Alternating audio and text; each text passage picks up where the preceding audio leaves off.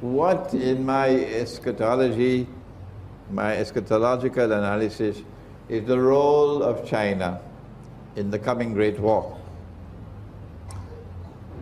And is there any reference in the Quran to support a role for China in the coming Great War?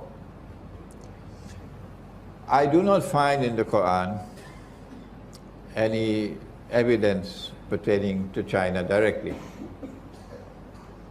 But the important thing for us to recognize is that in the Quran we have Qarnayn. Qarnayn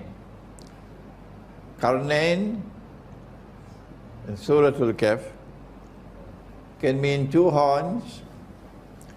And you don't have to send me any email to convince me it's two horns. If that's your choice, that's your choice.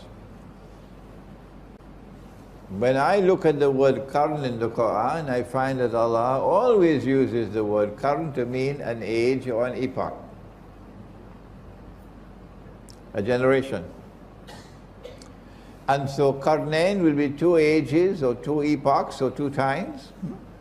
One in the past, when Gog and Magog were confined behind the barrier, and the other in the future, when of course Gog and Magog will be released. Dhul-Qarnayn used power to punish the oppressor, to confine him, to use the language of chess, to checkmate the oppressor. Cannot be destroyed, but he can be checkmated. And in the second age, in the Qarnayn, which is to come, Qarnayn, the second age, will witness the same thing again. That the people in the region of the Black Sea, is the Black Sea in the Quran? Is the Black Sea in the Quran? Is the Black Sea in the Quran? Come on, somebody. Yes, it is. The Black Sea is in the Quran. In which surah? In Surah Al-Kahf. Aynun Hamiyah. Dhul-Qarnayn reached to one end of the land, Aynun Hamiyah, meaning a body of water which is dark and murky, and it's the Black Sea.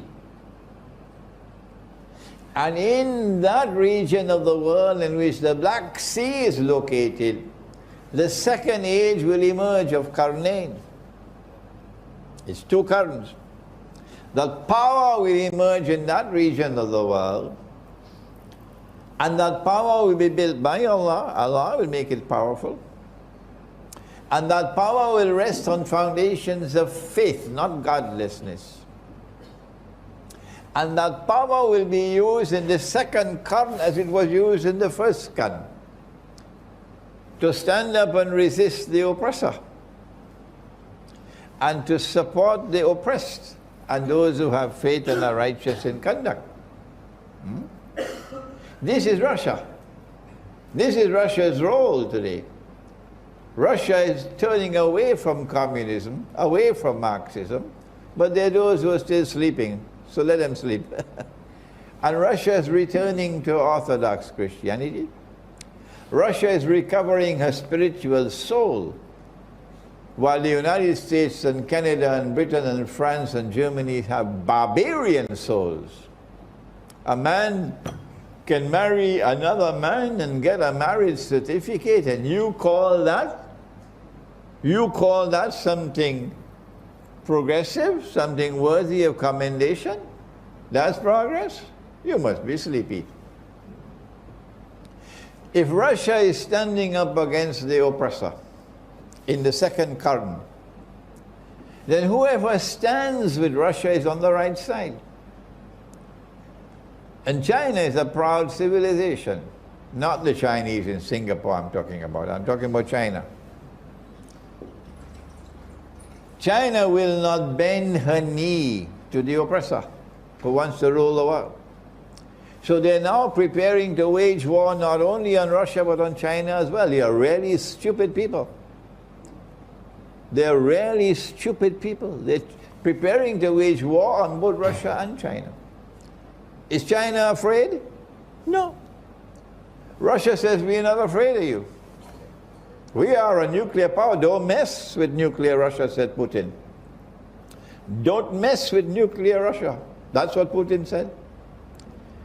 And Russia is not afraid of them. So they're preparing for nuclear war with Russia. And Russia said, we're not afraid of you. And they're preparing for nuclear war with China as well. And China says, we're not afraid of you. Now then, this is a war between the world's greatest oppressor that history has ever known, and those who are standing and resisting his oppression. On which side should you be? If you have a telephone to your government, then call them and tell them. Whichever government you have in the world, call them and ask them. If this is a war between the greatest oppressor that the world has ever known, and those who are standing up courageously to resist his oppression, whose side should you be on? Should you be sitting on a fence? Not Imran Hussein. No, and not my students. We are on the side of the second Qarn in Qarnayn.